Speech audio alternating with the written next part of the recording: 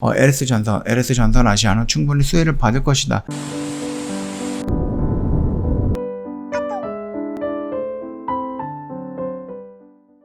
네, 안녕하세요. 허브경제TV 차우영입니다. 오늘 볼 종목은요, LS전선 아시아라는 종목을 좀 보도록 하겠습니다.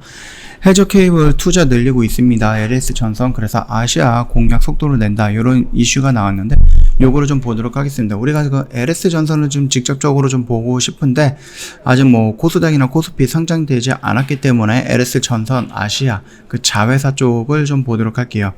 일단 LS전선이 글로벌 해저 케이블 수요 증가에 대응하기 위해서 해저 케이블 생산 설비 증설을 결정을 했습니다.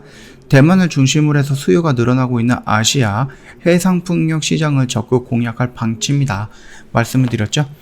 요거는 해상풍력은 글쎄요, 전혀 새로운 내용은 아니지만 그래도 계속해서 한번 보도록 하겠습니다.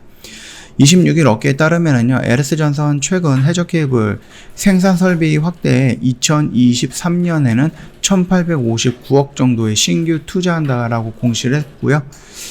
이는 뭐 LS전선 자기 자본 1조 2736억 원에 대비해서 14% 정도에 달하는 규모다라고 봅니다. 해저 케이블은 대륙과 대륙 사이, 육지와 섬 사이 등 바다를 사이에 두고 떨어진 두 지점의 사이를 전력과 통신을 공급하기 위해 설치하는 케이블이다라고 좀 보시면 됩니다. 최근 유럽과 중동, 아시아를 중심으로 해서 신재생에너지 정책 확대로 해상풍력 단지 건설이 이어지면서 관련 수요가 늘어나고 있다라는 점 누누이 말씀을 드렸죠.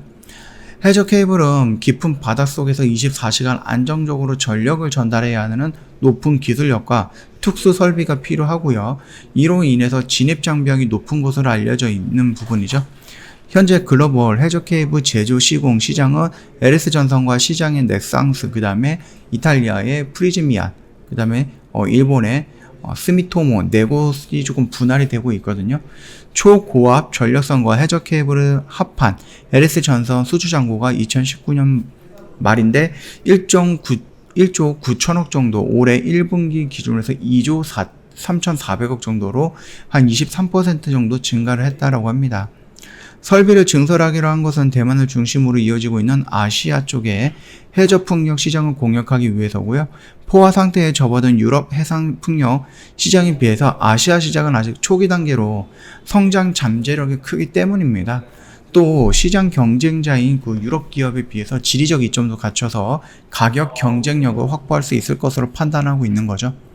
LS전선은 2017년부터 아시아 지역을 중심으로 해서 대형 해저 케이블 계약을 따내고 있습니다. 2017년에는 620억 규모의 싱가포르 전력청 해저 케이블 프로젝트, 2018년에는 400억 정도 규모의 말레이시아 해저 케이블 공급, 그 다음에 2019년은 1월 대만의 해상 풍력 발전단지 해저 케이블 공급 등이 대표적이다라고 좀 보면 될 것 같고요.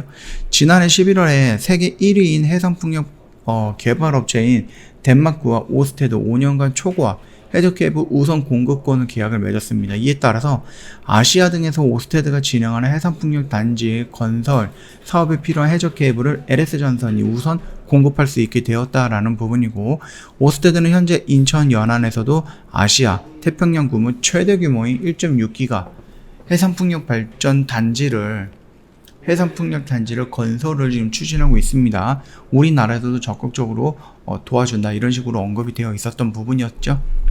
LS전선은 대만 정부가 2025년 진행하는 1차 해상풍력 사업 중 지금까지 발주된 초고압 해저 케이블 공급권을 모두 따냈다라는 것은 긍정적입니다. 향후 대만 정부가 추가로 발주할 해상풍력 단지 사업에도 해저 케이블을 공급할 가능성이 높다라는 것을 의미하는 겁니다. 대만 정부가 2025년까지 원자력 발전소 가동 중단을 하고요. 이를 풍력 등 신재생 에너지로 대체하기로 하는 등 공격적인 친환경 정책을 추진하고 있다. 거기에 LS전선 아시아는 충분히 수혜를 받을 것이다 라는 긍정적인 이슈인 겁니다.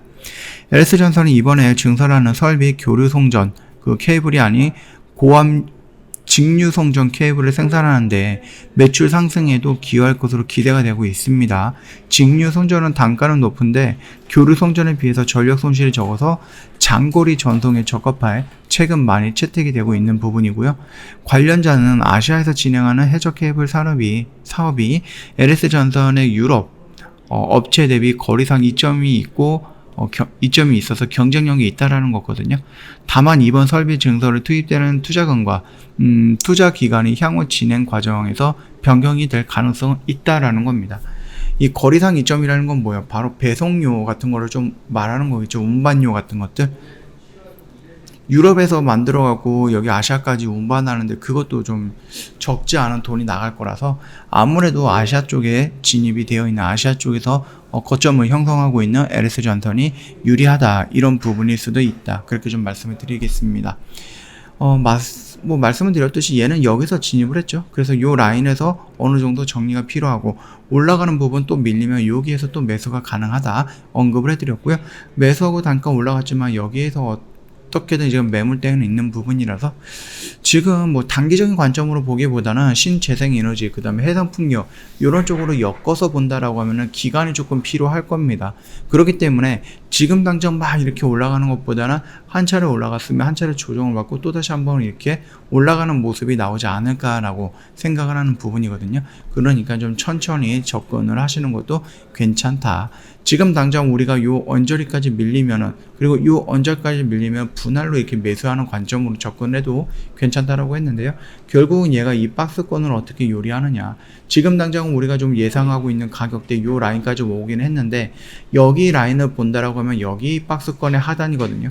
그렇기 때문에 여기서 다시 한번 이런 식으로 올라올 가능성은 있고, 혹시 올라온다라고 하면 이 10,000원이라는 강력한 라운드 피겨 또는 강력한 저항권, 요 라인을 어떻게 요리하느냐에 따라서 상승하는 그 폭은 조금 빠르거나 느리거나 이렇게 좀 진행이 될 수 있다. 그 정도까지만 말씀을 드리도록 하겠습니다.